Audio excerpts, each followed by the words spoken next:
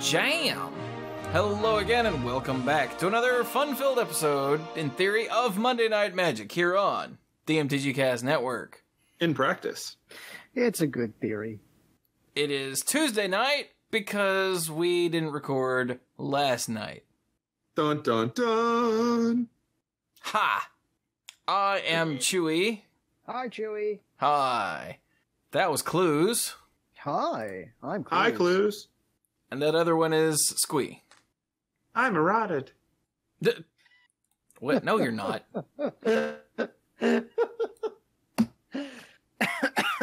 You didn't get eroded. Reality warped around you. Isn't that what normally happens? I'm a main character. Fair enough. So we have a lot of, like a whole lot of. Good lord. So let's just dive right in. First up, Grand Prix, where was this? Copenhagen? Yeah. Copenhagen, yes, that is correct. Happened this weekend. It was standard. And we had, what is that? 753 people playing in Copenhagen. And if you look at the day 2 metagame breakdown in the top stories, you'll see almost 35% of day 2 was red-black chain whirler. I don't think we expected that. I mean, I didn't expect the number to be so low. Ho! There is a little bit of hope. At just under 12%, we had Esper control. 8% is white-blue control. And about 7.5% Steel Leaf Stompy and Mono-Red Aggro, which is still, chain whirler. But there was still a lot of other stuff that also showed up in day 2. Like a whole mess of the other. Oh, what is that? 35 and 12 is 47. And so the other 40% of the field-ish was lots of other stuff. Math. Math is hard. And my head hurts. What is Paradoxical Storm? What is what? A storm that is not Storm. internally consistent. Well, I mean, obviously, but there's one deck that is listed as Paradoxical Storm. And congratulations, you have broken Chewie. Wow. Yep. Yeah, that was good. Hang on. Nope. That's Paradise. I was going to say, oh, we've got a deck list, but no, that's a New Perspectives deck.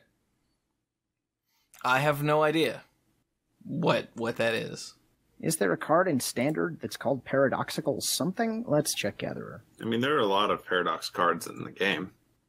Huh. Well, while Cluze looks that up, let's see who won this whole thing. Oh god. I really hope these are in order. The top 8 players just have names and a picture. No finish place, no win amount. Huh. I believe the deck is using Paradoxical Outcome. That would make sense. Just from Kaladesh, yeah. But it looks like Tobias Maurer won the whole thing playing one of those mono-red aggro decks. Sweet. Yeah. In second place, yeah, these appear to be in order. Francisco Sanchez is running a red-black Chain Whirler deck, like you do. In third place, I guess, Tim Kernkey is running another mono-red aggro deck. Alright. And we've got Javier Dominguez running a white-blue control deck, which is actually Approach of the Second Sun. So it's an approach deck. Yes.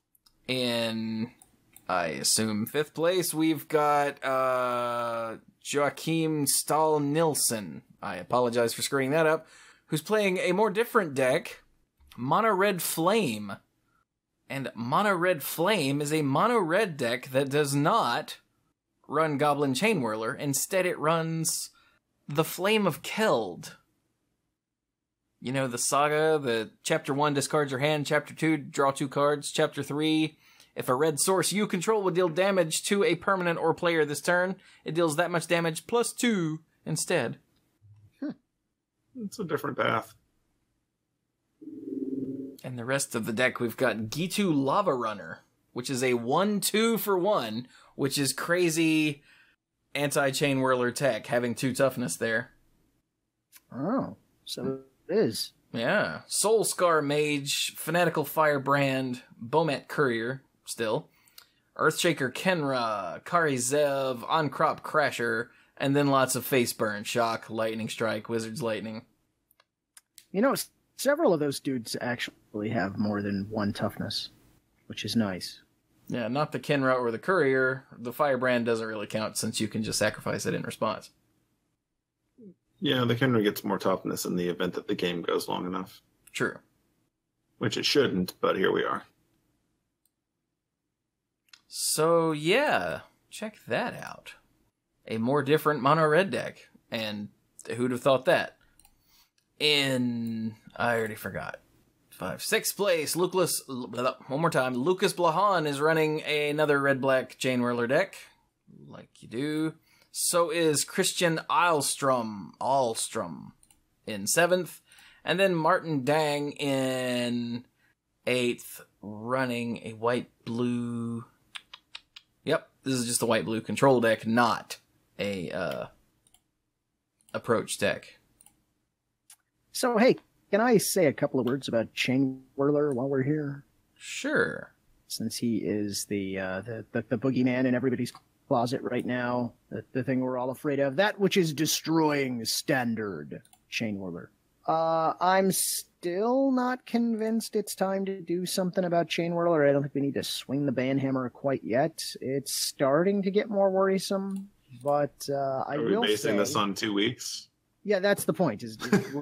We've only got 2 weeks to go on here, so it's going to take a little time. But I can see how people are concerned. I will say, if anyone is currently upset with WotC for, how could you print such a card that you knew would warp the format, yada, yada, yada, because we get that sort of thing when these things happen. Red is a very strange color. Now, don't get me wrong, it's my favorite color in Magic. I prefer red decks and red strategies to anything else. I like the essential aggro, burn your face sort of strategies. That's what I like.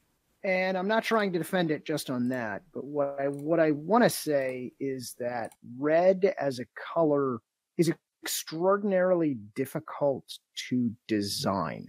There is a very, very fine line between this card is bonkers and this card is garbage when it comes to red. See every red enchantment ever. Exactly. I mean, look at how long it took them to get a Chandra that actually was, good. They usually err on the side of, let's make this a little worse just in case so that it doesn't break everything. And here we have a case where both the Chandra that's in use in these decks, Chandra, Torture, Defiance, and the Goblin Chain Whirler are both cards that neatly went into the good category. So we kind of have this perfect storm, not actually storm, of events where we ended up with some red cards that were really, really good, work really well together, are very powerful, do reward the strategy of playing an aggro deck like this. So, they take some risks from time to time with trying to push things a little bit. Maybe Chain Whirler was pushed a little hard, but man, we made it red. We made it so you had to go ahead and just go all in on the red strategy. And once the cards that help support it rotate, I don't think it's going to be that much of a problem. But we'll see. I agree. Mana fixing will never come with Ravnica. No, certainly not. That's not a thing we do.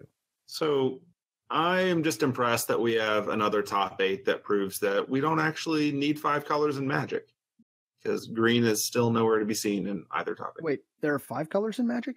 Yeah, the rest of us acknowledge blue. Huh. Yep. Now remember, the 4th most popular deck was the Steel Leaf Stompy deck in day 2. Oh yeah. There are also some Constrictor decks, some green-white mid-range. So there's lots of representation of all the colors here, just not in the top 8. Just in case people don't realize that you're just messing with them. Or 16. Or 16 what? There are no green cards in the top 16. Ah, okay. They still made it to day 2, though, damn it. No, they did. I'm reminding everyone that you can't just look at the top 8 and assume you know the format. Right. That's why they take the time to do metagame breakdowns. Yay. So that's Copenhagen. Seems good? Seems good. Sufficiently aggro. Yay. So, the other thing that happened this weekend was SCGCon, which was apparently awesome. I don't know, I had better things to do this weekend, so I did not go. Although, had I not had better things to do this weekend, I would have at least stopped by. I heard many good things via the social medias. I assume an exciting event when the picture of the winner is on the back of an ambulance. Huh. I did not notice that. Interesting. I hope it's a vehicles deck. So, the big thing that happened was the SCG Invitational. And this was a standard and modern mixed format event, I think. Yes. Yeah, just those two. Okay. And the winner was Aaron Barrich, or Barrick, one of those, who was oh god, mixed format, who was playing mono red aggro in standard and infect in modern, because he's apparently a monster. He doesn't want to, play for a long time, and I can respect that. In second place, Zach Elsick was playing the blue-white gift deck in standard and Ironworks combo in modern. Good lord. This man does not eat. In Ironworks, I don't know how fast the Ironworks combo deck goes off. I'm mostly referring to the gift deck. To be fair, I don't know how long that takes either. In third place, Michael Hamilton was running Esper Control in standard and a Hollow One in modern. So he likes to eat on modern days. Yeah, I like to think that that's one of those ones where you look at the tournament because it's always like half of one and half the other and waves, and just plans out his meals accordingly. You don't actually need to eat between every round, just every 4 to 6 rounds. In fourth place, Austin Collins was running mono red aggro in standard and Decepticons in modern, so he likes to eat between every round. Yes. In fifth place, Joseph Stempo is running a red-black aggro deck and Mardu Pyromancer in modern, so... He likes to eat with Cluze. Yeah. Sixth place, Hunter Crott is running red-black aggro and green-white hexproof in modern. Green-white hex, that's Bogles, right? Yeah. Yeah. In seventh place, Gerard Fabiano is running Esper Control in standard and Jeskai Control in modern, but we know that Gerard Fabiano doesn't actually need to eat, so... No, photosynthesis all the way. And that... in eighth place, anyone want to take a stab at Anthony's last name? Oh no, you're good. Like, I have a problem with this because I never could figure out how you got Coach K's name is actually Krzyzewski. Yeah, I don't know, so I'm just gonna go with Skripzak. Yeah, we're gonna call you Skripzak because we don't know. We are very sorry. Anthony S. is running a blue-white historic deck in standard and mono-green devotion in modern. No way. So there you go. That's your top 8 of the Invitational itself, which is pretty neat. Yeah. Now, the problem with looking at SCGCon is that there are 8 tournaments listed here. And as noted, one of them was split format. Yeah. Like, this is a thing. So let's see. If we go to... Okay. Bill has numbers for me in the classics. So let's start with those. Wait. That's a standard classic. Okay, which one is the standard classic? This one. Here we go. In the standard classic, where there were 94 people playing. Hey, Bill, could I get you to get me some numbers for those other tournaments real quick? Yeah. We've got, nope, that's not it. This one, we've got, Raja Suleiman 1, playing a black-white mid-range deck. What? That's not Chain Whirler. Oh, but it's running 3 Karns, so, that makes it okay. Mitchell Sachs has red-black aggro. Brennan DeCandio has green-black mid-range in third. Michael Egolf, mono-red aggro in fourth. Maxwell Schiffman, red-black aggro in fifth. Brad Nelson, Esper Control in sixth. Blue-black Control in seventh and eighth. Seventh was Jake Dershimer. Eighth was Steven Dykman. So, there you go. 96-person tournament. No need to go into a whole lot of detail. Bam. So what's this? The Modern Classic. 217 people playing. And I may or may not have a cramp in my leg. Oh, God. Whew. Okay. Walk it off. I think all the walking this weekend is probably why I had a cramp in my leg. No, I mean the leg. Walk until the leg falls off. Yeah, that's what I did. I had to have it reattached when I got home. It was terrible. You know they use piano wire? Isn't that weird?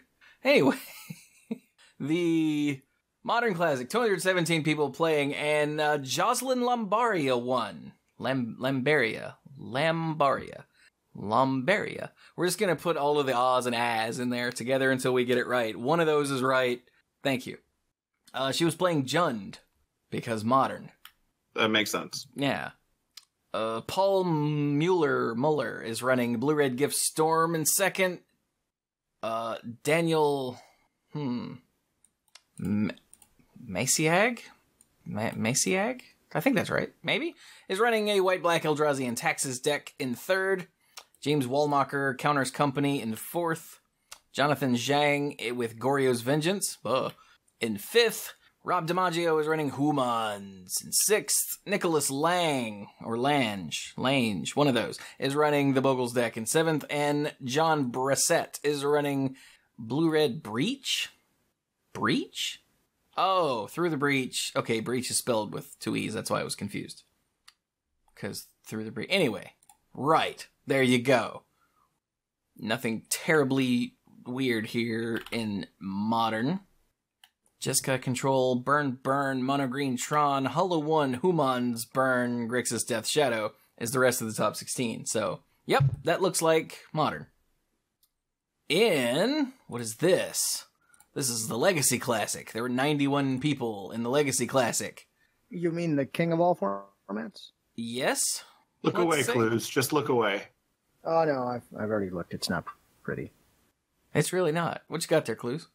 Oh, okay, so this one's me. You're going to make me read the painful things. Okay, well, in first place, Drake Sasser is playing Grixis Delver. Not saying Drake is a terrible human being, but Grixis Delver, come on. Second place, Carter Newman is playing 4-color Control.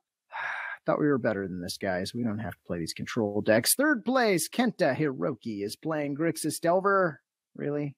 Fourth place, Cosmo Quack is playing Food Chain. Okay, fine. This one's okay. We're cool with this. Fifth place, David Meacham is playing Mono Red Prison. I was with you on the Mono Red, not so great on the Prison part. Sixth place, David Corson is playing Sultai Leovold. And if that's the same David Corson, I know him. He used to play at Atomic Empire in Durham, North Carolina. It's a great shop. You should check it out. In seventh place, Jarvis Yu is also on Grixis Delver. Still not a good idea. In eighth place, Justin Gebbing? Yeah, Gebbing. Why not? Is also on Mono Red Prison. Once again, started strong, ended weak.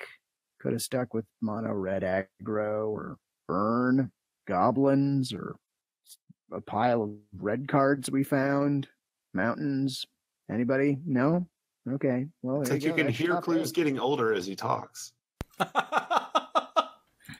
do I come on the show? Camaraderie? Is that what this is? I hope so. Nothing. All right. That was your legacy event. It's cool. You get to come back in a moment for the other legacy event, right? That's right. Yeah. So what was that? That was the Legacy Classic. Yes. Yes. So that means... Okay, now I get to circle back around. So, there were other, more different tournaments at SCGCon. Like, for instance, they did an open that was No Banlist Modern.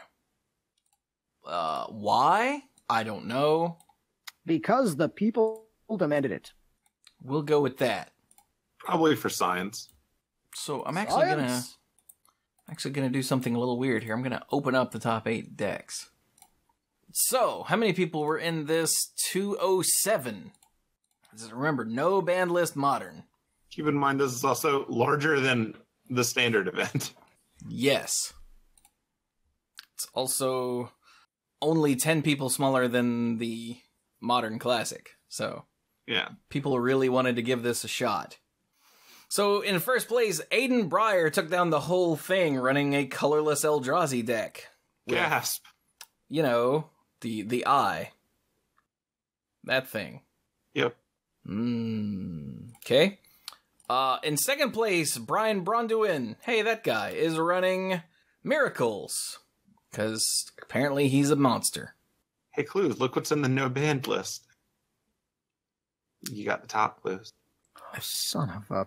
I think Cluze might have passed out from sheer Excuse anger. me, I have to mute my mic because there's no swearing on Monday Night Magic. It's true. So, yeah, there's the top. Is there anything else? I don't think there's anything else, because they already brought Jace back and he destroyed the format. Yeah. He did. Modern's totally busted. I mean, you know, Miracles with top is a miserable hellscape. Yes. It's true. Yes, it is. In third place, Chris Lynch is running a black-green Depths deck. Is there anything in here actually banned? Yeah. Mental Misstep. Is that yeah, banned? I was going to say the Misstep, I think is... Wait, is that banned in Modern? Should be. Dark Depths legal in Modern? Oh, I bet that's it. I don't think it is. Yeah, Dark Depths is not. Yeah, it's banned in Modern. I'm like, pretty sure it was banned day one. Mental Misstep is also banned. Good. Forgive us, we don't play Modern enough Magic. to know. That might be it, though. Like, there's no... Yeah, that might be it. There's no, like, Ponder or Preordain in here because it's, you know, it's black-green. Neat. Okay, well, there you go. In fourth place, Cody Goodwin is running the colorless Eldrazi deck. Yup. In fifth place, Eldrazi Kevin Menace. Long... Do what? The Eldrazi Menace. Yes. In fifth place, Kevin Long is running a black-green Depths deck. Yep. Oh. That's also got Deathrite Shaman in it. Ooh. In sixth place, Gino Brown is running white Eldrazi. Which means there's Thalia and the Eldrazi Displacer. Yeah. Oh, it's the good Thalia. Yes, Guardian of Thraben. In seventh place, Annalise Faustino is running Eldrazi Post. Because Cloud Post is also banned in whatever this format is called. Modern. That's the one. You kids and your rock and roll music. And rounding out the top 8, Cortland Strodel, let's say, is also running colorless Eldrazi. I don't think too many people are going to be surprised by these results. Yeah, not really. Let's see. More Eldrazi, more Eldrazi, more Eldrazi. Jund in 14th. What? Oh, it's running Bloodbraid Elf. No, wait. That's already been fixed. What? Is this just a straight-up Jund deck? You know, Jund's pretty good. It looks like it. Oh, I mean, as always, Jete is here. Yeah, it was in some of the earlier decks, too. Oh, it was? Yeah. Oh, the Jete was in the deck with Thalia and the white Eldrazi. Ah. That one also had a Stoneforge Mystic in the board, so Buh. if you want the 4 and something to carry it, welcome to hell. Oh, yeah, some of those decks had Chrome Mox in them, too, which is also banned. But it didn't even jump out at me. You see, the reason this is a little harder for us is because we're not used to seeing these cards in legacy lists where they're not banned, and so they're not immediately jumping out as weird. Yeah. I'm glad you were able to put words to why it's weird, because I was failing. Okay, let's see. There's a Storm deck in 16th. That's got Chrome Mox, Ponder and Preordain and Treasure Cruise. Jesus. Yeah, they know what they want to do. Having a party there. Party boat. More Depths, more Eldrazi, Blue-Red Delver with Ponder, Preordain, Treasure Cruise, Mental Misstep. Buh. More Eldrazi, more depths. Punishing Jund. Oh, wow, no way. Yeah, there's the Punishing Fire. And Deathrite Shaman. Yeah. I would be curious if someone actually played in this wants to tweet at us what the weirdest deck you saw was, or the most unexpected one, because as noted here, we're surprised to see things because we don't even think about them in the context of Modern because they've been banned from the start. So if you came across a really interesting deck archetype that happens to work in this environment, I'm curious, like tweet it at me. Yeah. So if anybody was wondering why the ban list exists, by my count, just a quick count, and this is an N of 1, I realize it's an oddball tournament, but still, 12 of the top 32 decks are some flavor of Eldrazi. 6 of the top 32 decks are Dark Depths decks. So more than half of the top 32 is either Eldrazi or Depths. And that's why we have a ban list. Yeah. Having Ponder and Preordain available makes a bunch of these others just kind of stupid. Yeah. Having either Ponder or Preordain ever is not good. That's right. I agree, Chewie. Like, if you look through the bottom of this, like 25th, Grixis Death Shadow, 26th and 27th, 4-color Death Shadow, Blue-Red Delver, Grixis Death Shadow in 32nd. Like, yeah, Ponder and Preordain were always there. Oh, an Amulet Bloom in 31st. I didn't even see this. With the, hang on. What was, oh, there's an I. Ulamog, Emrakul. You know, I completely forgot that, like, Seething Song and, I just saw it. Rite of Flame were also banned. Good lord, that Storm deck is just turbocharged with the no ban list. Yep. Huh. So yeah, this is a format that you'll probably only see at conventions by its nature, but it's fun to look at. It's like a fun thought experiment. Yeah, that someone was insane enough to actually go forward with.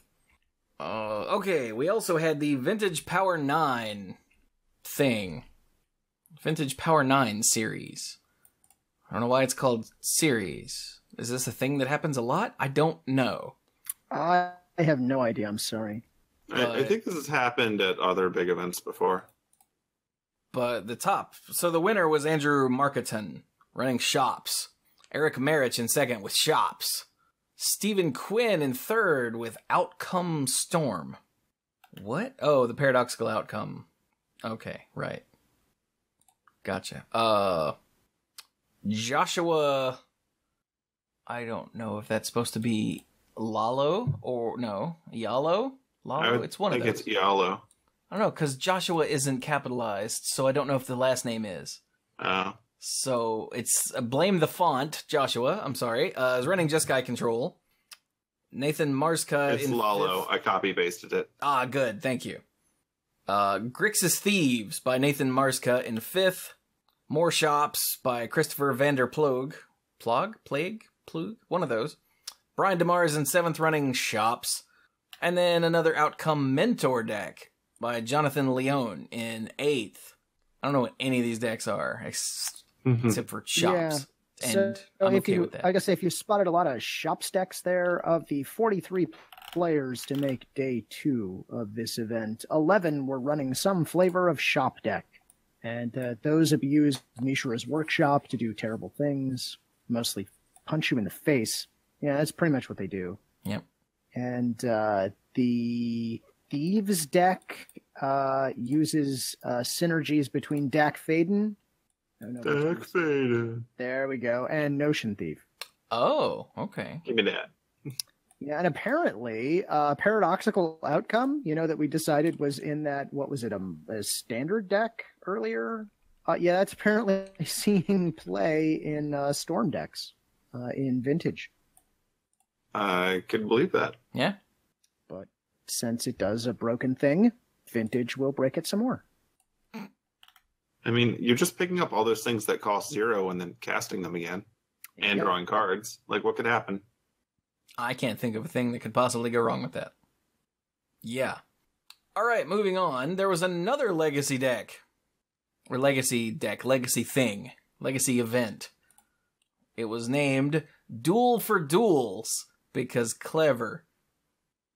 Get it? Duel as in play a game of Magic, for duels as in dual lands? As in dual wielding, of course. Wait. Dual land.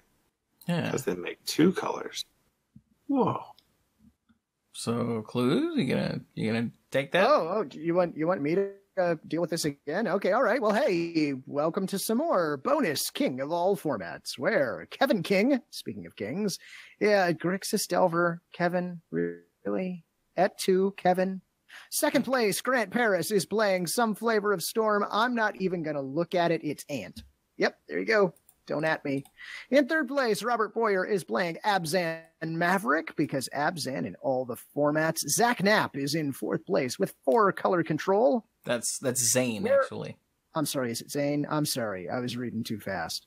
Reading is fundamental, kids.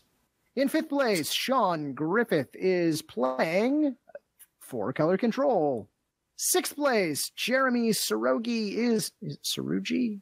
Sarogi is playing Elves. Way to go, Jeremy. Thank you very much. We appreciate it. Pack up. We don't need anything else. Sixth place is fine by us. Seventh place, Zach Allen took some time off from Babylon 5 and is playing Blue-White Stoneblade. Someone out there got that joke, please? Yeah, I'm about to say like 4 people got that and 3 of them are shaking their heads. In eighth place, Harlan Firer. Yes, I'm going to say Firer and then say that it's weird that they're not playing Burn, but are instead playing 4 color control. And there you go. That's your top 8. Outside of the top 8, is there anything worth talking about? No. I see Grixis, 2 no. Turbo Depths decks. Turbo Depths, no. Not Magic, Death and Taxes, blah, blah, blah, lands, blah, blah, blah. It's like you can actually just hear what he's thinking as he goes to work in the morning. Man, in 30th place is Bomberman. Oh, dude, Bomberman. Why is it called? Oh, it's got Karn in it. Ariok Salvagers. Okay. It's got new Karn in it. That makes me happy. And there you go. Play aggro, folks. So, I mean, what does this deck need to turn it into Super Bomberman? Bigger Karn. Ah. It needs to take off its glasses. It needs a guy to walk up and ask Mike if he has a Lion's Eye Diamond. You're a funny guy. Go away. So that was the Duel for Duels with 187 people playing, which is more than double the number of people playing in the Legacy Classic, because, win dual lands. And then finally, there was a Pauper Classic with 123 people playing. Still I know more... exactly 0 about the Pauper metagame. Exactly. I can tell you what cards are banned. I can tell you this is still more people than played in the Standard Classic and the Legacy Classic. So, I really like the Pauper mana bases. So, Kendra Smith won the whole thing with... I accidentally went somewhere else. Elves! It looked very promising, but there's an island in this deck. There is. Because there's a Distant Melody. That's good to have in an Elves deck. Second place, Evan Whitehouse. Third place, Brendan McCarley. And fourth place, Christopher Kemple. All running Blue-Red Delver. Because, Delver was common. Ugh. Zane Sweetman in fifth, running a White-Red Monarch deck. What is that? What? Glinthawk, Core Skyfisher, Palace Sentinel. Oh, Palace Sentinels, you become the Monarch. That kind of Monarch. Okay, I'm looking at card names going, I don't see it. I was looking for a butterfly. Wait, is there anything that cares that I'm the Monarch later on? I mean, that card draw you get to do, right? I'm pretty sure it's just the card draw. Yeah, it's just the card draw. Which is enough. So wait, what happens when you become the Monarch? You wear a butterfly costume, and your arch nemesis becomes Dr. Venture. Okay, at the beginning of the Monarch's end step, that player draws a card. Yep. That's all it is. Mm-hmm. Which is good enough. Yeah. Okay, then. Josh Worth in sixth place, running mono black control. And the first card I see is Chittering Rats, which means this deck doesn't matter. It's a mono black control deck. Dude. And Pauper. Chittering Rats. Chittering Rats, man. For those of you that don't play Pauper and weren't around back then, for 1 black, it's a 2/2 rat. When it enters the battlefield, target opponent puts a card from his or her hand, or, wait a minute, screw it, on top of their library. That's incredibly frustrating. And if you don't know why, pick up some cards and imagine. Play it out. It's brutal. So, you don't get more cards. Yeah. Gary's in this deck. Gary is in this deck. Gary, the Merchant of Asphodel. And Zombie Fish, because you know what? He's good enough for Legacy. He's good enough for Pauper. Makes sense. That deck makes me angry just looking at it. Oh, hey. And they've also got a card that makes them the Monarch. Yeah, Thorn something of the Black Rose. Thorn of the Black Rose. Yeah. In 7th place, there's a blue-black control deck by Zachary Goldman. Don't care. And then finally, to round out the top 8, Christopher McDonnell is running a deck named Abzan Tortured Existence. Which sounds like us with all of these deck lists tonight. A little bit. Tortured Existence, for those that don't know, is an enchantment for a single black that says, pay a black and discard a creature card to return a creature card from your graveyard to your hand. In case you're wondering, that's from Stronghold. Yeah, it's very old. And it's got lots of neat stuff. Like Satyr Wayfinder, remember that? And Stinkweed Imp. And Golgari Brown Scale, and Zombie Fish, and Grave Scrabbler. There's some weird stuff going on here, man. Yeah. Pauper is a silly place. Like, just to round out the rest of the top 16, we've got Elves, Mono Black Control, Inside Out Combo, which I admit I didn't see that movie, but I didn't realize that it was a Magic deck. It's a combo deck. So it's only sort of a Magic deck. Particularly pizzeria flavored. We've got more Decepticons because you can't get away from them. Actually, this one is probably Affinity. Yup, Frogmite, Mirror Enforcer. Okay, this is the actual... You might as well. This is a for real Affinity deck because, you know, that's insane. More Monarch, White-Red, Blue-Black Control, Mono Blue Delver, and Mono Green Aggro. White-Red Monarch deck has Gorilla Shaman in it. Oh yeah, dude.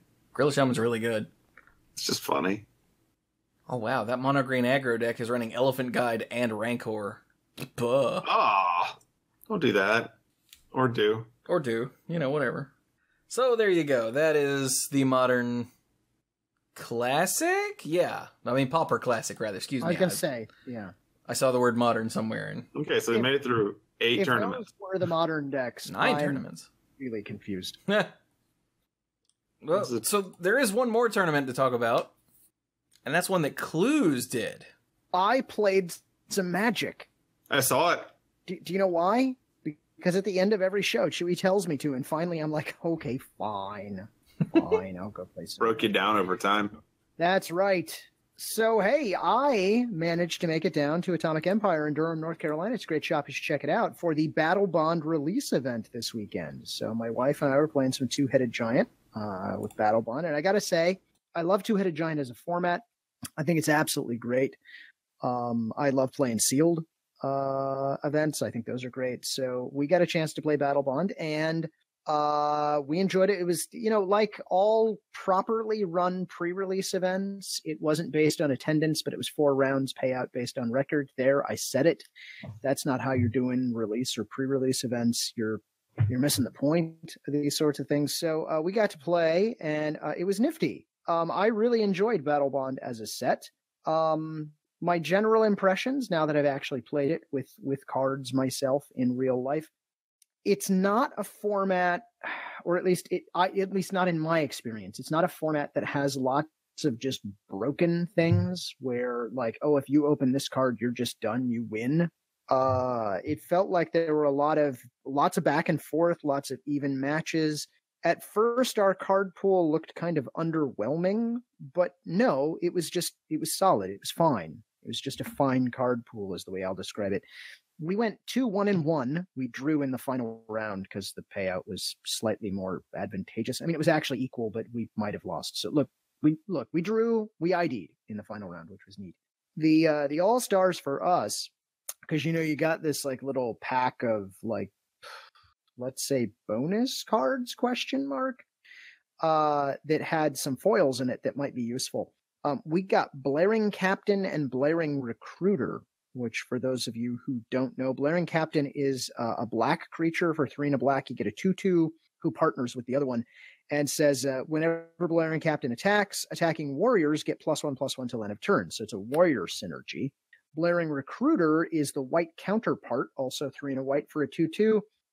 And for 2 and a white, you create a 1/1 white warrior creature token. So you basically can just start dumping your mana into building a whole bunch of dudes and then swing with your dudes who are now +1/+1. Except we opened those in that foil packet, but in our regular packs, we got another copy of Blaring Captain and Blaring Recruiter. So we were able to daisy chain things, because the way these cards read, with partner, when the creature comes in, you can go look for the other one, and then you play the other one, and then you can go look for your other copy of the first one, play that, and then go look for your other copy of the second one.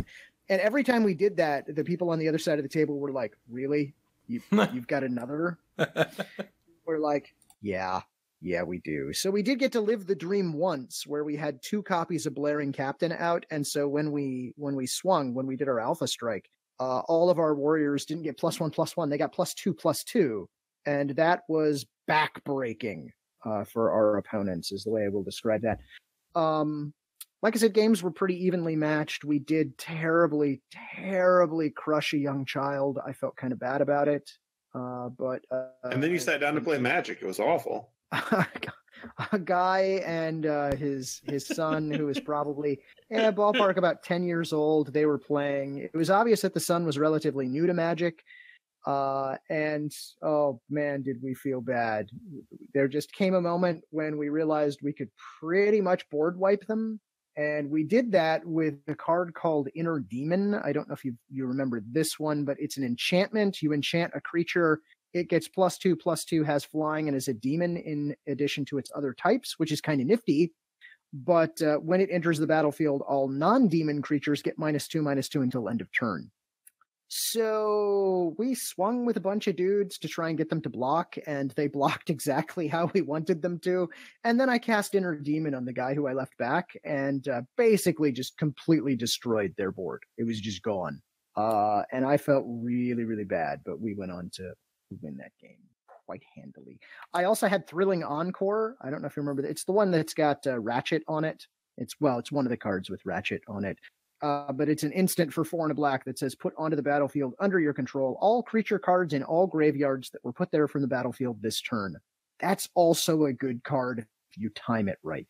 So liked that a lot. So there you go. We built a white-black deck and a red-green deck because, of course, words I can't say blue. We just ignored our blue pool altogether, and that was just fine. It worked out for us. So it was paying off, is what I'm going to say. But we had gobs and gobs of fun. I encourage you to play some Battle Bond if you get a chance. I think the set was pretty well designed, balanced well, enjoyable. Everybody was having fun. It was a good time. Except for that one kid who we crushed. Although later he was very excited because we ran into him like a round later and they had won their game and he was so happy. So I gave him a high five.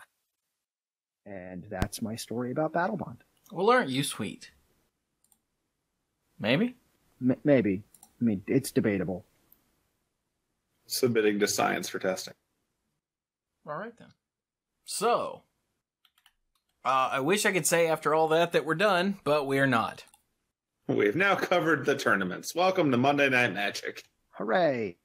So, since the last time we recorded the full card lists, deck lists, whatever you want to call them, for the Global Series, I really need to hear someone say these out loud so I can fail less, but the Jiang Yanggu and Mu Yanling, I think, is close enough. There are a lot of new cards here. Yeah, I don't know. I have nothing to say about these, to be perfectly honest. Well, I guess the only important thing is that these cards are standard legal in like one region, right? In China.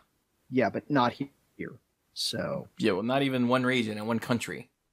if this applies to you, if you are listening from China, hey, welcome. I'm glad that we have some listeners from China. These cards are standard legal. You should have a look at them. The artwork's pretty cool.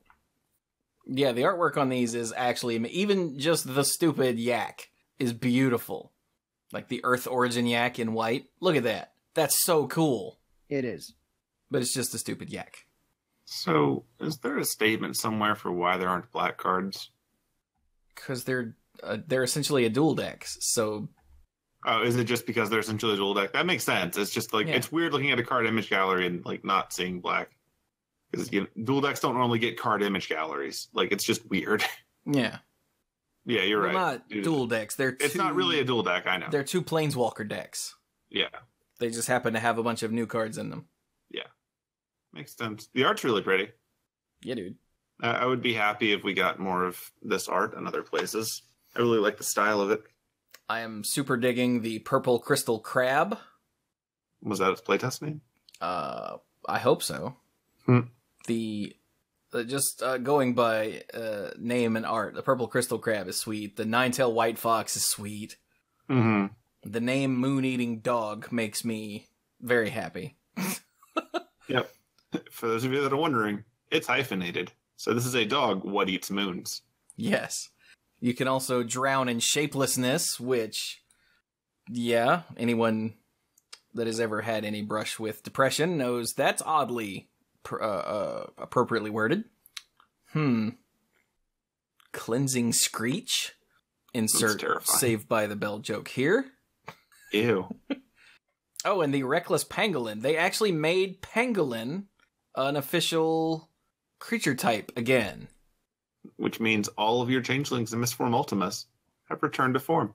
Yeah, and all of your pangolins in Magic that are currently beasts are going to go back to Pangolin or maybe Pangolin Beast. It's about time. And what's weird about that is they did that and there's only one Pangolin here. That's all it takes. But I mean, we've had Pangolins before. Alright. I don't get it, but, you know, whatever. More pangolins are always better. Look up baby pangolin, listeners. Do a Google search, an image search, or, you know, if you're a hipster, do a Bing image search and check out baby pangolin. Can I use DuckDuckGo? Be prepared for Cluze, you want this in your search history. You want people to know you looked up pangolins. Wow, they're so cute. Aren't they? Yeah. I'd like to point out that I'm hoping they post some wallpapers for this because some of these just look like they'd scale really nicely. Like, I would like to actually see Rhythmic Water Vortex in large form. Oh, yes. Yes, I would. Like, I bet that looks amazing in that, you know, Last Airbender kind of way. And, like, all of these red cards, the Screeching Phoenix, the Cleansing Screech, the Breath of Fire. But I think all three of those would look amazing at full size. Yeah, you can tell that these were made as very large art that is unfortunately squeezed into a tiny space. I will look for these at DragonCon. I really hate to say this, I even really like the new art on Giant Spider.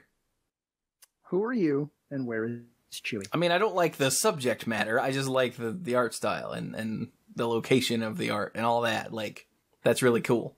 I really like that forest. Ooh, yeah. Oh, I forgot to look at the lands. Dude. Anyway, okay, enough of that. So the card image gallery is in the show notes, if you guys want to check that out. The other card image gallery in the show notes is to Core Set 2019. Yeah, Core Set. Which, wait, they're calling Core Set 2019, not Magic 2019? So far they've been calling it Core Set. But it's still M19? Okay. Like, it's Core Set 2019 in the logo.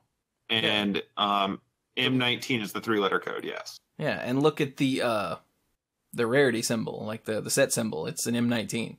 Yeah. Alright, well, that's confusing branding, but whatever. But yeah, because Neverending Preview Season, the thing that I've been joking about for many years, is actually a thing.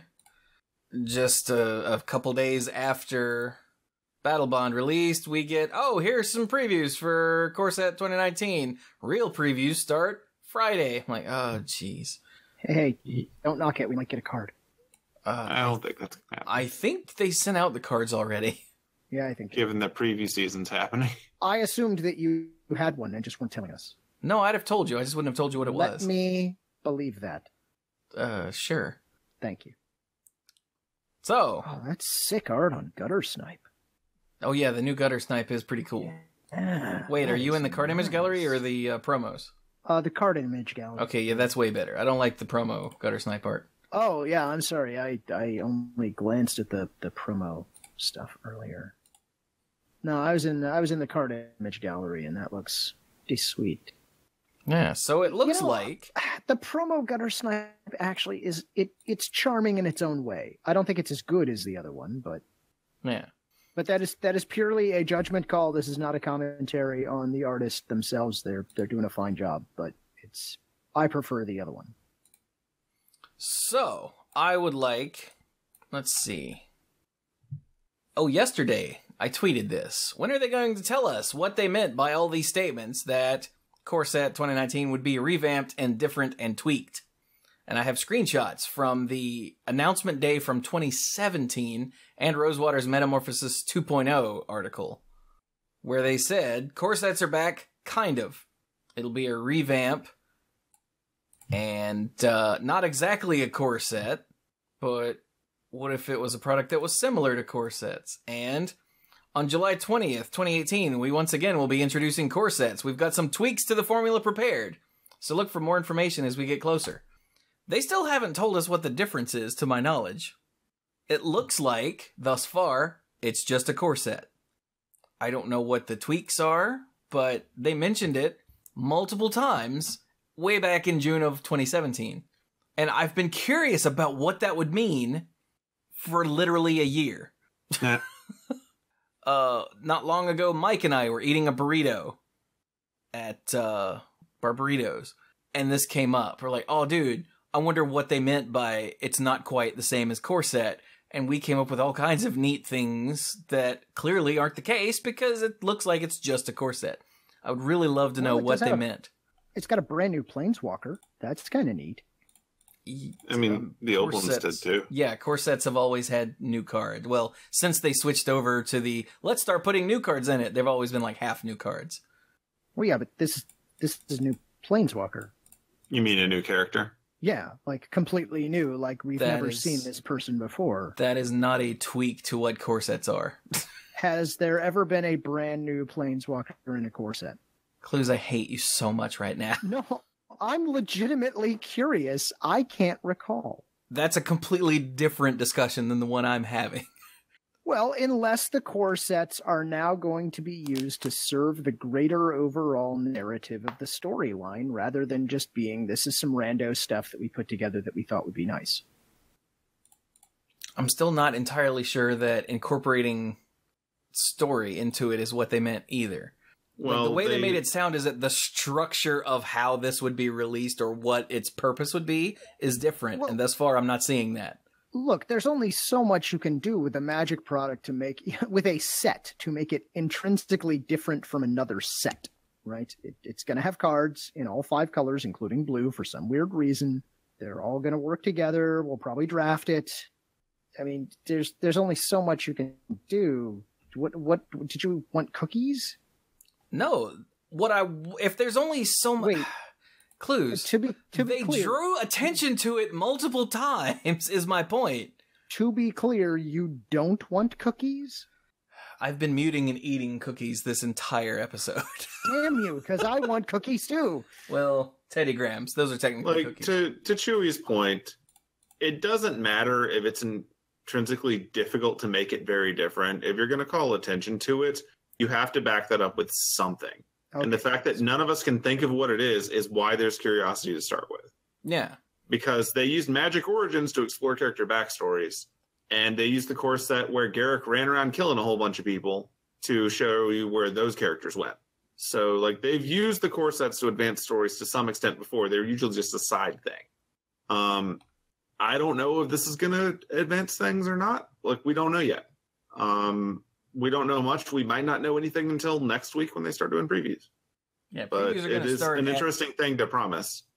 Previews are going to start at GP Vegas this weekend. So even though we have this giant gallery full of cards, previews are going to start at GP Vegas. Yeah. Well, yeah, these are previews. It's like when you get a teaser for a trailer.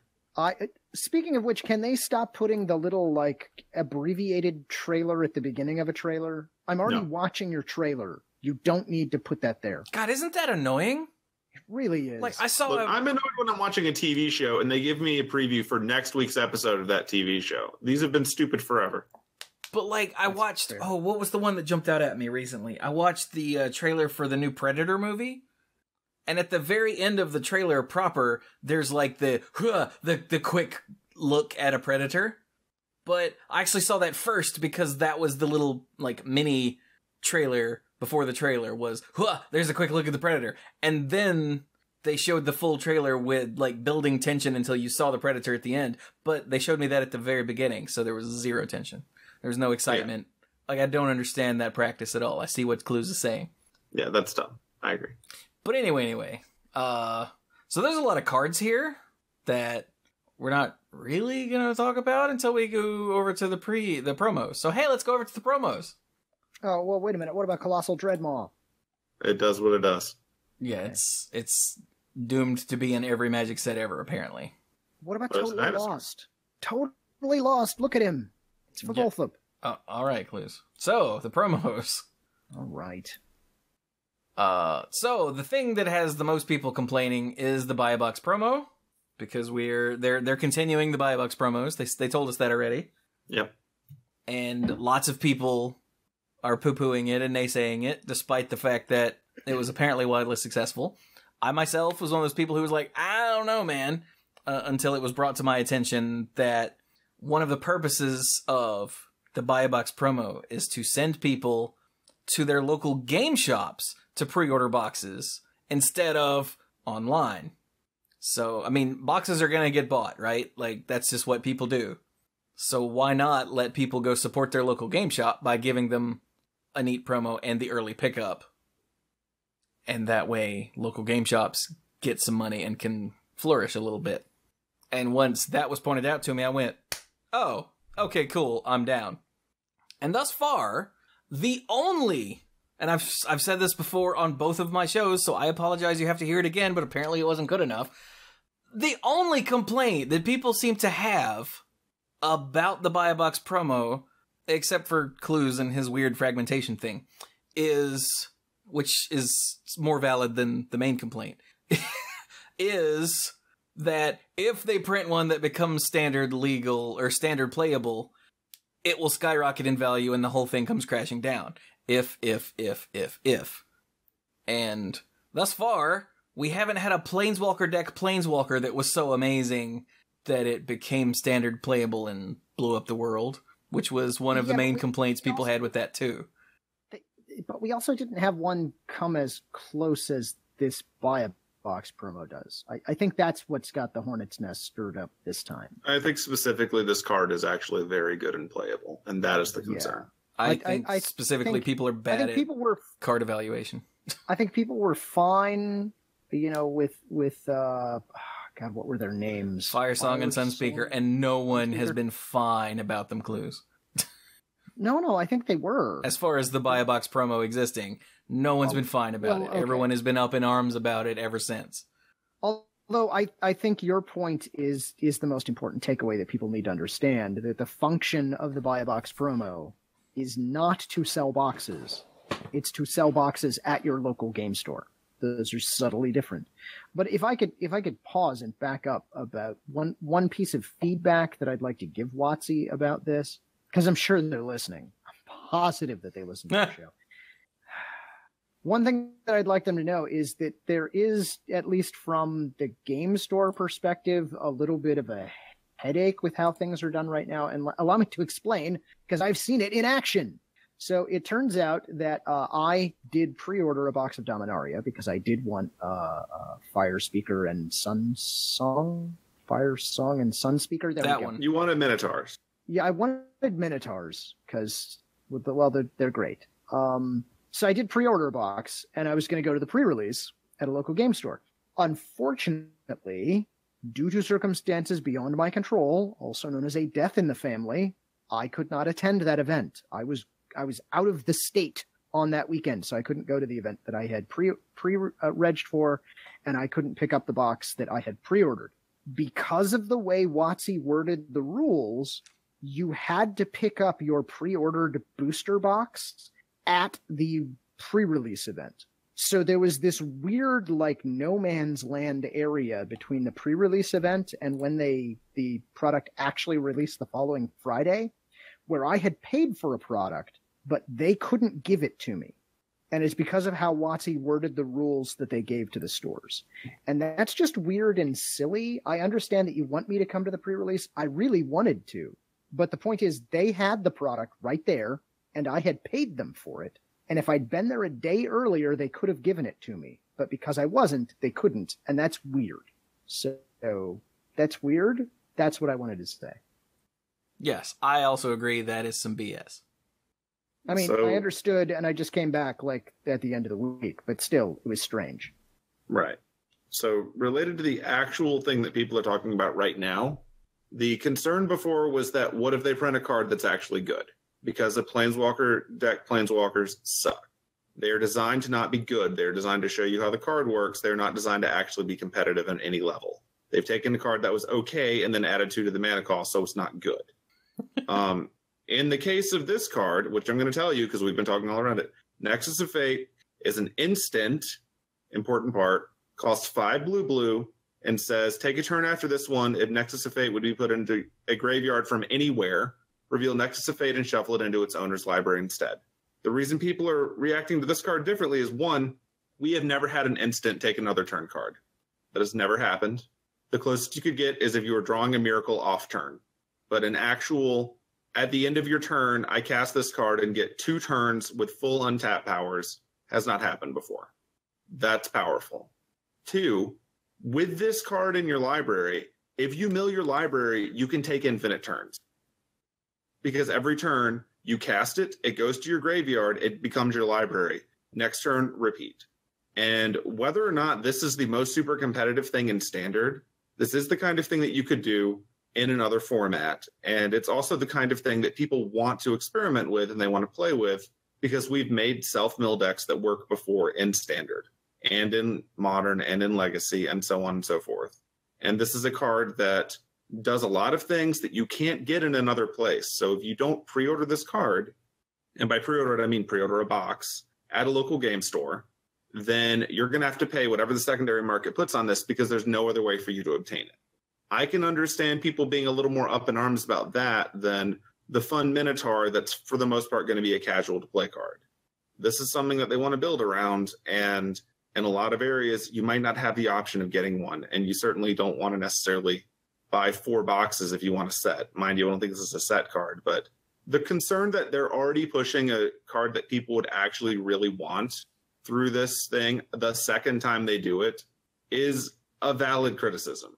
I don't think Magic's going to fall apart and the world's going to burn down, but I understand the anxiety that's coming out of it.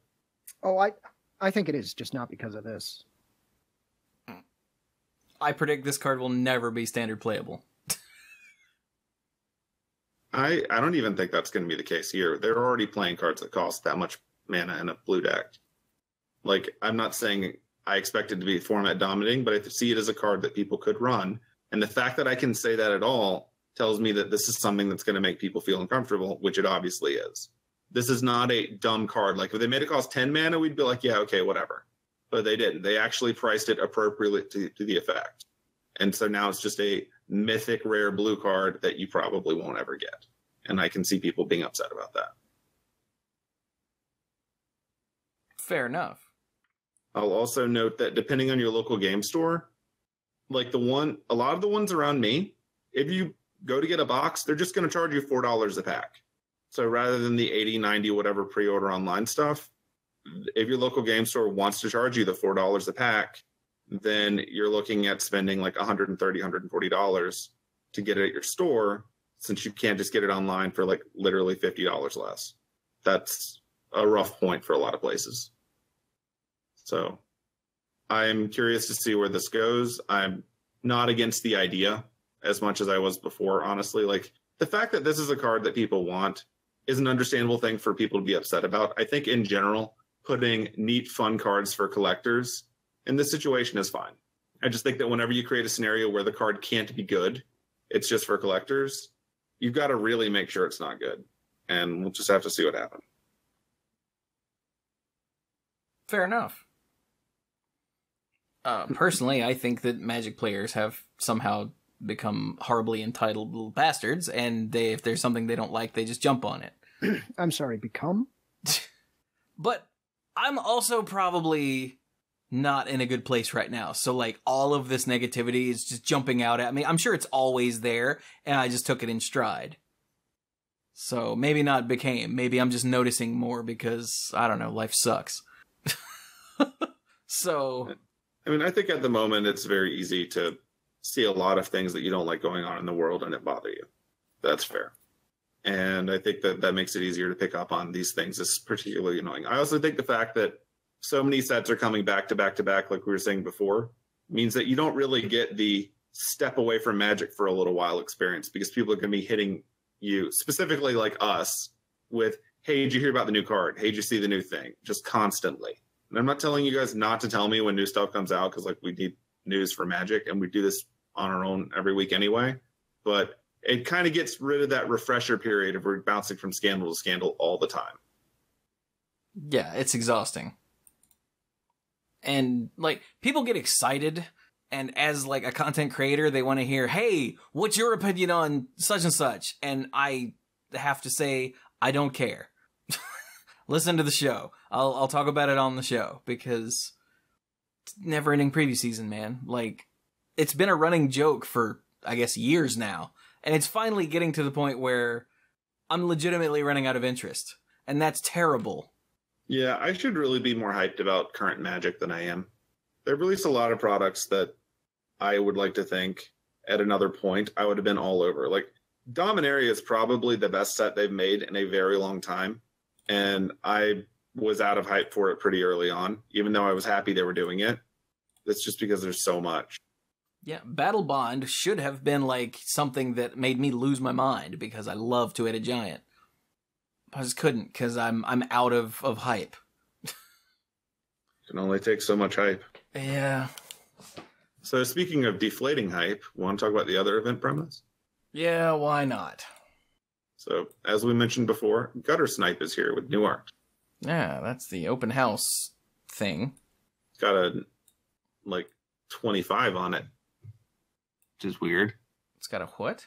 It's got the Planeswalker symbol with a 25 on it, like the 25th anniversary thing, just chilling on the card picture. It does. I don't know if that's actually part of the art or not. But there it is. Huh, that's actually kind of neat. Yeah, I don't really know what's up with that, but there's that. So let's see. Open house is June 30th to July 1st. Okay. Draft weekend, which is July 14th and 15th. You get a Desecrated Tomb. I think that one's funny. That is really neat, actually. Yep. 3 generic mana, rare artifacts. Whenever one or more creature cards leave your graveyard, create a 1/1 black bat creature token with flying. So essentially, every time someone crawls out, they leave the door open and a bat flies out Scooby-Doo style. Huh, that's really cute. And speaking as a Squee, I appreciate those. It says leave your graveyard. So, like, does that work when, like, your graveyard gets exiled? Do you get a crap load of bats? You get one? You get one bat. Oh, whenever one or more. Okay, right. You want to exile them, like, one at a time, if you want to get lots of bats. Neat. So let's see here. If you participate in Magic League, you get a shiny new Reliquary Tower, which is pretty cool. Yeah. The Dominaria Store Championships are June 18th through 24th. If you participate, you get this core set 2019 promo, the Demon of Catastrophes. Who also has a 25th anniversary symbol on him. Also hiccups. I'm not... Like, the promo art's kind of neat.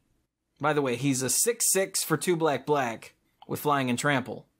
But as an additional cost to cast it, you sacrifice a creature. Which seems good. Okay. Yeah. Note that that's to cast it, not when it enters the battlefield. Correct.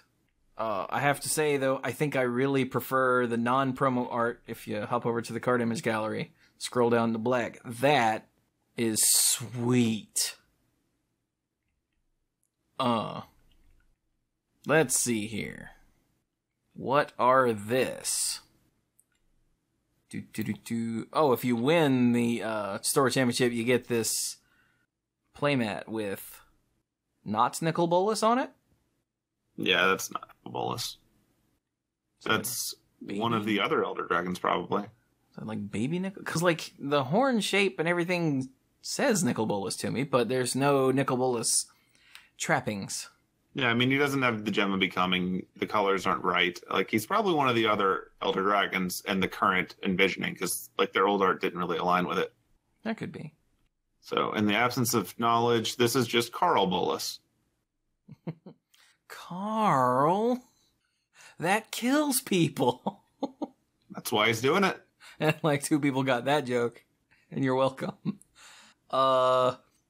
Let's see here. Friday Night Magic events have 3 different promos. A super sweet. Now remember, these are they're the FNM promo borders or frames, which are really sweet. We've got Murder. We've got the Militia Bugler, which is a new card, I believe, and the Elvish Rejuvenator, which is a more different new card. I'm entertained by the art on Murder. Like, I know the dude just got stabbed, like, casually, and he's freaking out. But when I look at the art, due to the way that they darken these foil pictures, I'm reading it as, murder, I would never. And that's just funny. Did you guys read these 2, by the way? The new cards? Yeah. Yes. Yeah. Okay. Would you like us to read them out loud because they're new? I was going to say, did you not have any sort of, like, opinion? Because the Rejuvenator seems kind of sick. Okay, so the Elvish Rejuvenator, 2 and a green, common, elf, druid, 1/1. So lame. Text. When Elvish Rejuvenator enters the battlefield, look at the top 5 cards of your library. You may put a land card. Cards. There you go. You may put a land card from among them onto the battlefield tapped. Put the rest on the bottom of your library in any order. Important part here is it says you read in a random order. Sorry. Yeah, thank You're you. correct. And that's my complaint about this card. But go on. Right. So the important part for the actual functionality of it at the core is that it's a land card, not a basic land card. So have fun with that. Now, Cluze, discuss the random order. Yeah, so here's my problem with both this card and the Militia Bugler, which we'll get to in a minute. They both have this clause at the end, put the rest on the bottom of your library in a random order. That means that if you look at the top 5 cards and there isn't a land, you now need to shuffle those 5 cards before putting them on the bottom of your library. And I think most people are not going to bother doing that. And that is technically a rules violation, and you need to call a judge for that. And you're right, because in my brain, it's always in any order. I don't even see the word anymore. I wish it said in any order, because I think that this just adds a layer of complexity that's unnecessary. I mean, I'm sure it's there to try and prevent shenanigans. I mean, maybe we're going to have, was it Cellar Door that let you pull a thing off the bottom of your library?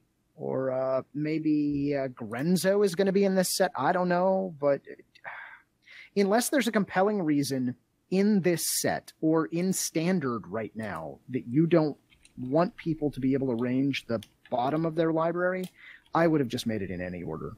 But there you go. I mean, it could be a new templating thing, or maybe that's just going to be a weird thing that creeps in later when we get back to Ravnica and we have to deal with whatever nonsense the hypothetical blue-black guild that no one has ever seen does. Hey, that's actually a good point. These cards will be interacting with sets that we haven't seen yet, so maybe there is a compelling reason and we're just not aware of it. And if that's the case, I'm sorry I'm upset. Otherwise, I'm not sorry I'm upset. So there. Would you like to bugle about it? I want to bugle about it. Militia Bugler, 2 and a white, so 3 mana for a 2/3. Hey, there you go. That's way better. With Vigilance, oh, that's awesome. We'll just ship it. It's great. It's uncommon. It's fine. When Militia Bugler enters the battlefield, look at the top 4, not 5, top 4 cards of your library. You may reveal a creature card with power 2 or less from among them and put it into your hand. Put the rest on the bottom of your library in a random order. Hey, Chewie, you want to read Murder? Nah. You eating Teddy Grahams? Nah. Just sitting here. Well, Murder does have great flavor text this time around. That's true. The flavor text on Murder is, it's not work if you enjoy it. Which is only slightly dark. I mean, I'd wager 50% of the people at most enjoyed it within the art of this picture. Never, sir. Never. I would never enjoy it. And then the Standard Showdown has 5 sweet foil basic lands. These are gorgeous. With art by Elena Danner. Yep. Which is, these are really pretty. And then there's the Welcome decks. And we do not need to read all the cards on the Welcome decks. No. So anything labeled 284 or higher comes from the Planeswalker decks. Yeah, so if you look at how they've arranged the cards here, and it took me a minute to figure this out, they've got them in Wooburg order, but then it's Wooburg again for the ones that only appear in the Welcome decks and not in the actual set. So if you keep scrolling down, you get past Wall of Vines, and you come across Sarah's Guardian, which is number 284 of 280. Ah, okay. It's also why the Buy a Box promo is card number 306 of 280. Neat. Fractions are hard. That means there's a lot of cards that are legal in Standard that aren't in the core set? Yes, which leads me to my fragmentation complaints, but just soapbox, blah, blah, blah. But like a lot. Before it was like 8 or 10 maybe? Max? I think at most before it was like 15. But it was never... And a lot of them were super basic vanilla cards, so you didn't even think about them. These are cards that actually have words on them. Weird. All right, then. Look at them just hiding Llanowar Elves down at the bottom. Right. And then we have, finally, at the bottom, a few random cards. Just 6 more cards that, for some reason, they decided to show. Totally lost. Including the Gigantosaurus, which I am super happy about. It's a 10/10 vanilla creature for 5 green mana. Yep. No trample, no evasion, just big. Just a 10/10, but hey, they've got to find an answer. Yeah, they do. Or they will be totally lost. So, yeah.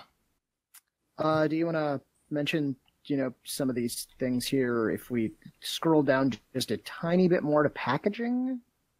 Oh, yeah. So we've got the Planeswalkers that are going to be on the booster pack packaging, showing us who our 5 Planeswalkers, 1 for each color, will be. We've got a Johnny in white. We've got Tezzeret in blue. Liliana in black. Sarkhan, remember him? In red.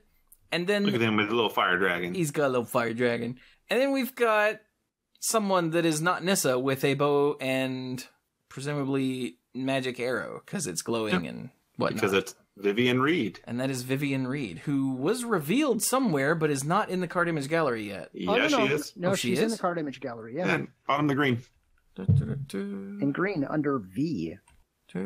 Oh, I just completely missed her then. Look at that. Yep.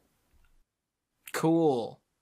So you can see her on the flavor text of some of these cards, like the Gigantosaurus and the aggressive, whatever it was called, Mammoth. Or in the title of the card, Vivian's Invocation. Yeah, which doesn't really tell you anything about her. So apparently she is, she's got a show on Animal Planet. Oh. Is my guess. Like that's Puppy her Bowl. deal? Do what? The Puppy Bowl. Oh man, I love Puppy Bowl. So we should tell people what Vivian Reed does if they haven't seen her or read about her yet. Sure, go for it. Vivian Reed, 3 green, so 5 mana for a 5 loyalty legendary planeswalker Vivian. She is, of course, mythic. For +1, look at the top 4 cards of your library. You may reveal a creature or land card from among them and put it into your hand. Put the rest on the bottom of your library in a random order. There it is again. That text drives me insane. Maybe that's just going to be their new standard way of doing it. Yeah, I think it is too. -3, destroy target artifact, enchantment, or creature with flying. She is so green. I was going to say, I think you should notice where the commas are there. Destroy target artifact, comma, enchantment, comma, or creature with flying. It doesn't have to be an enchantment with flying.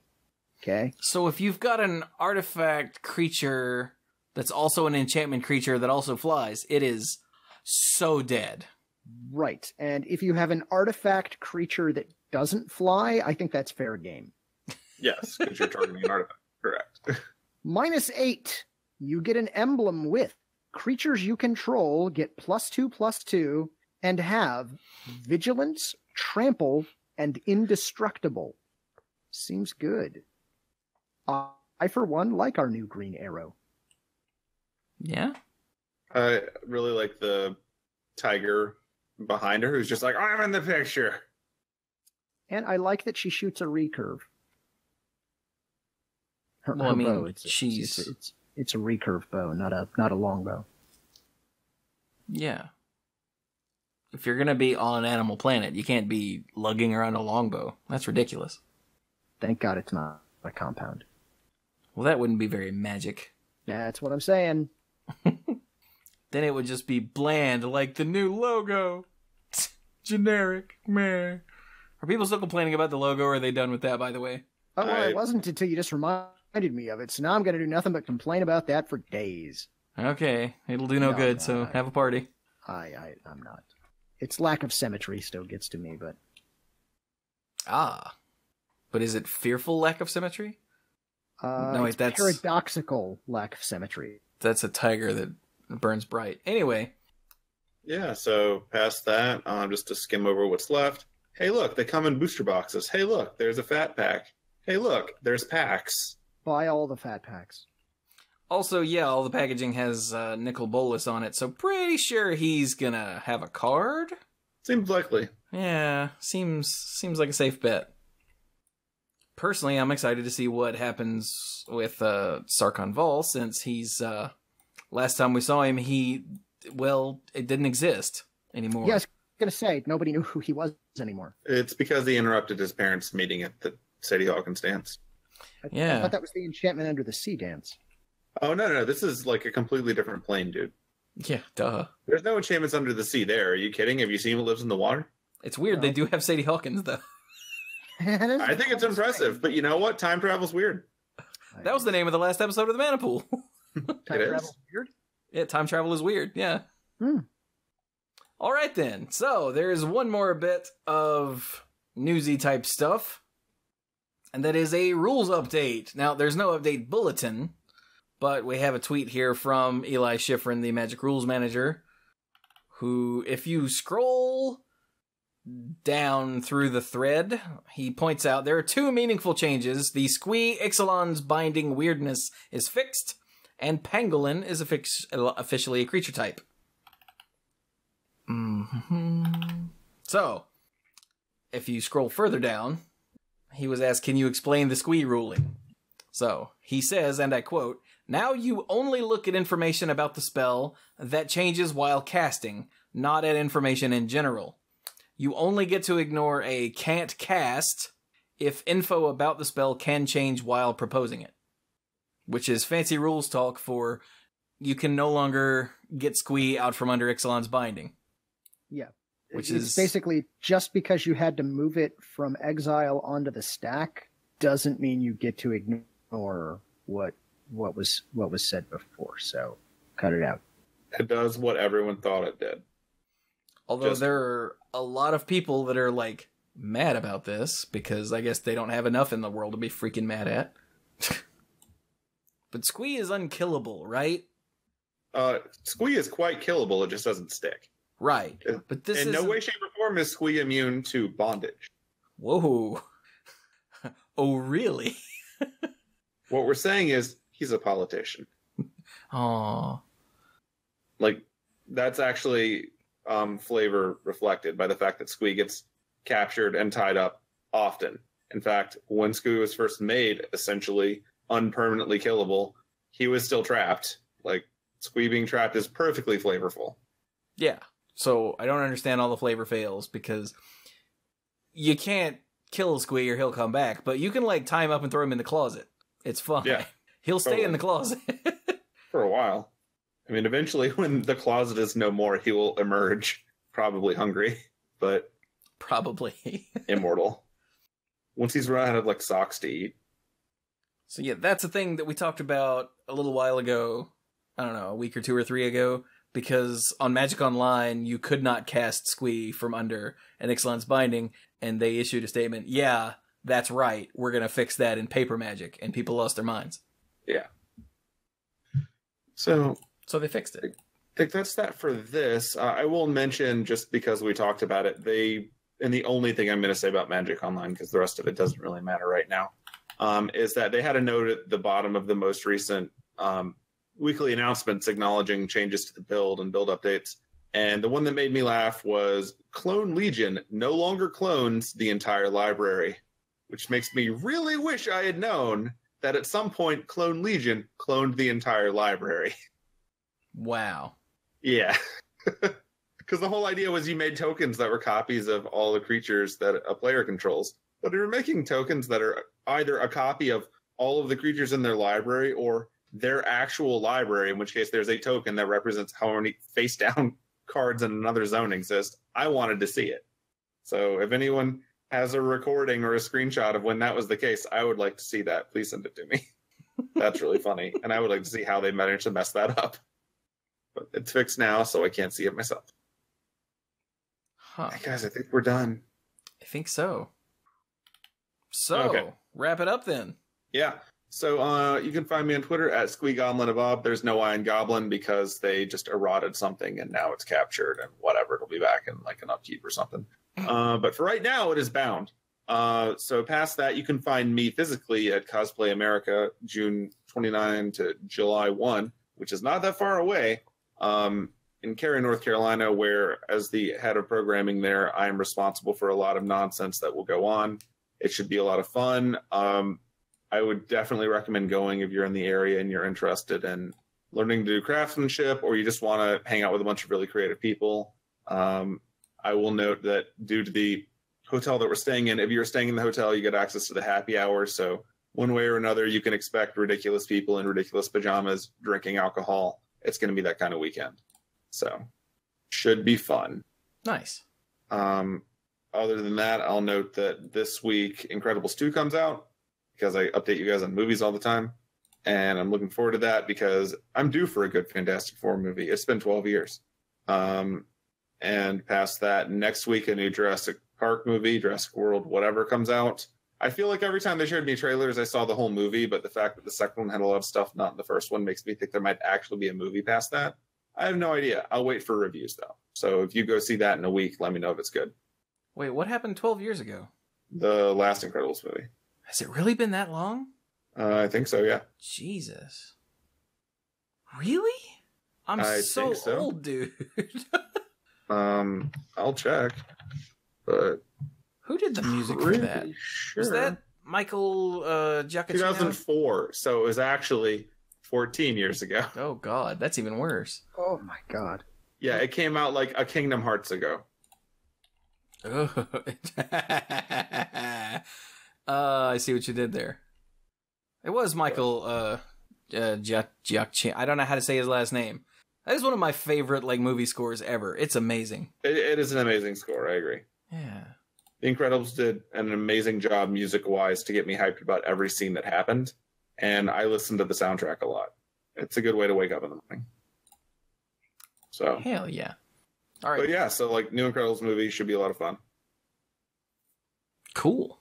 That's all I got. So go Cluze. Okay. Hey, first of all, big shout out to Southeastern Pennsylvania, area code 610. If you want to find me, you can find me on Twitter. I am at Lacluyze, spelled just like it is in the show notes. I'm not really going anywhere interesting anytime soon, and I'm with Squee. You should totally check out Incredibles 2. Yeah, I'm all about that. I'd forgotten that it was coming out so soon. As a Pixar movie, I am prepared to be sad and then excited. I will add it to the list of movies that I really want to see, but probably won't. So, over to you, Chewie. Did you manage to see any movies this weekend? Nope. Fair enough. Sure did not. But I drove a lot. Yeah, you did. When I found out you went all the way home, I was like, what? Yeah. So, I got to meet a friend for the very first time this weekend. I got to meet Steph, that I play Overwatch with, who's one of the ladies of lore on Cap's Twitch channel. And we hung out in Colonial Williamsburg, which is huge, by the way. And we went to Busch Gardens. And it was pretty awesome. Yeah. So in case you're wondering why there was so much radio silence for me this weekend, because I had better things to do. It's also why I wasn't at SCGCon, my apologies. But meeting Steph for the one weekend she's on this side of the country, or doing a Star City thing, not really much of a comparison. Although, I would have liked to have gone. Yeah. Yeah, that's all I got. I got nothing. I kind of wish we had more than 20 minutes between one set releasing and another batch of previews starting. That would have been nice. But oh well. I guess I will just dive into all the stuff. So you can find me all over the internet as the Manapool. TheManapool.com is where the Manapool podcast goes up. The YouTube channel is the Manapool. The Twitch channel is the Manapool. The Twitter, Facebook, Instagram, Reddit. We have a subreddit now. By all means, please hit the subreddit and let me know what the hell I'm supposed to do with a subreddit. Farm gold? No, that's World of Warcraft.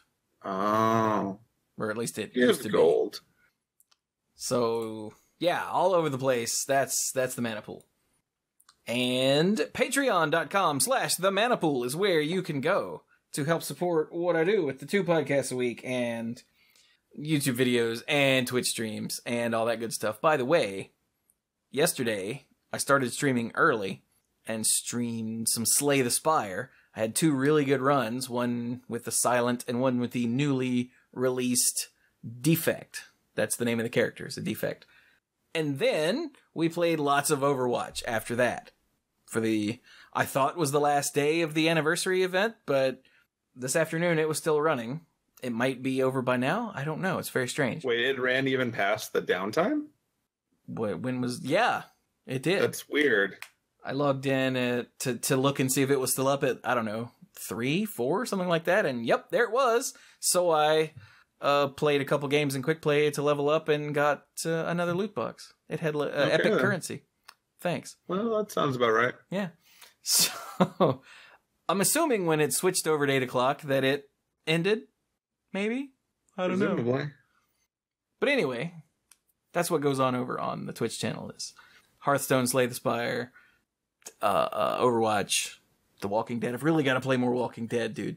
Apparently there's a new Telltale The Walking Dead game coming soon. I was like, whoops, I never even finished the first one because bad at this game. But anyway, if, like I said, you want to help support what I do with all of this ridiculous amount of content creation that I do, with the exception of having friends on, or co-hosts on the podcasts, I do all the work. It's a one-man show. So by all means, if you want to help support me with that, check out the Patreon at patreon.com/themanapool, where you can get Manapool episodes and YouTube videos early. You can get the early stuff and the odds and ends, all the stuff recorded before and after both Monday Night Magic and the Manapool, that is uncensored and unfiltered. And I think it's a lot of fun, actually. Seems to be the consensus. And you can get the odds and ends, the early stuff, and become a Manapool lifeguard, which gets you a shout out on both podcasts and a spot on the end slate for all the videos that go up each month you support at that tier. So I would like to thank the following Manapool lifeguards: Kim Ho, Andrew Hunt, Al, Corey Cloutier, Paul David, Lance Delicious, Team U Hellas Haryu, John Morris, Stuart Slaw, PJ McMullen, Bosco Bertain, Casey, Nathan Hay, Danny Liao, Jason Doan, AJ Javieres, Cody Buckowing, Jake Jansons, Jason Kaus, Brian DeLucci, Stark Maximum, John Parker, Violet Moon, Dan Holm, Bartle, Mike Miller-Burned, and the Beastfather, Aaron Goodwine. Thank you all so very much. I quite literally could not do it without you. And I guess that will be it for Monday Night Magic number 610 here on 612, which is confusing. So as always, a big thanks to Cluze and Squee. Of course. I'm here. He's eroded. Yeah, I am. And I didn't change, the world changed. That's the way it's supposed to be, right? I hope so. Yeah. So, thank you all so very much for listening, and go play some Magic.